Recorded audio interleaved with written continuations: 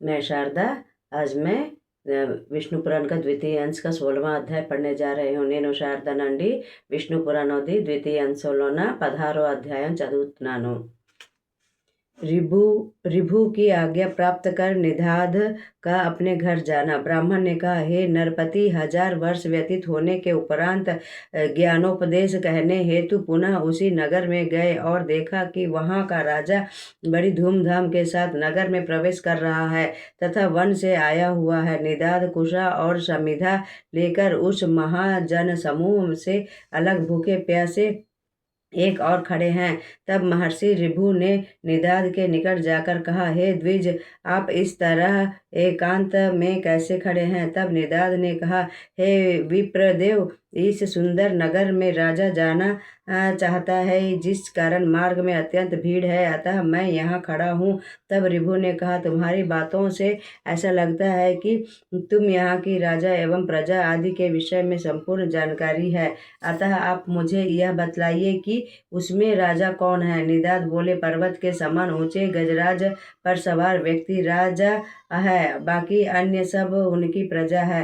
यह सुनकर ऋभु जी कहने लगे, हे द्विज, आपने राजा और गजराज को दिखाया, किंतु अलग अलग रूप से यह नहीं बताया कि गजराज कौन है और राजा कौन है.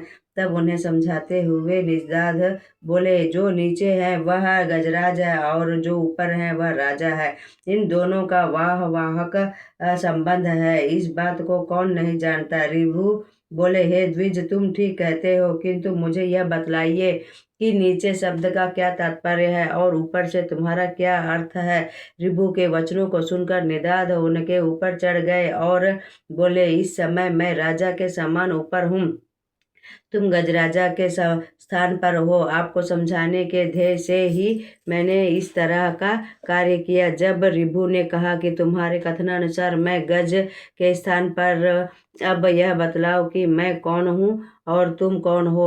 यह सुनते ही निदाद ने उसी समय ऋभु के चरण पकड़ लिए. तत्पश्चात विनय पूर्वक कहने लगे, निश्चय ही आप मेरे गुरु ऋभु हैं.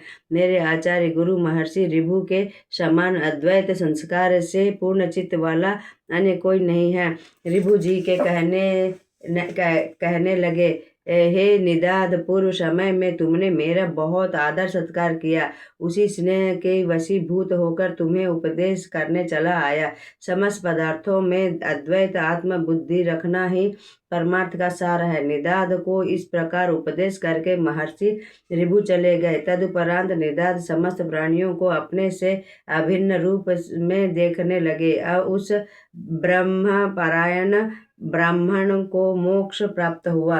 श्री प्रसर जी ने कहा, सौवीर राज को जड़ भरत ने इस प्रकार उपदेश किया. उनके ऐसा कहने पर सौवीराज ने परमार्थ का आश्रय लेकर भेद बुद्धि का त्याग करके और बोध युक्त होकर जीवन मरण से मुक्त हो गए. द्वितीय विष्णु पुराण का द्वितीय अंश समाप्त. कल से फिर मैं तृतीय अंश से आरंभ करूंगी. मैं शारदा.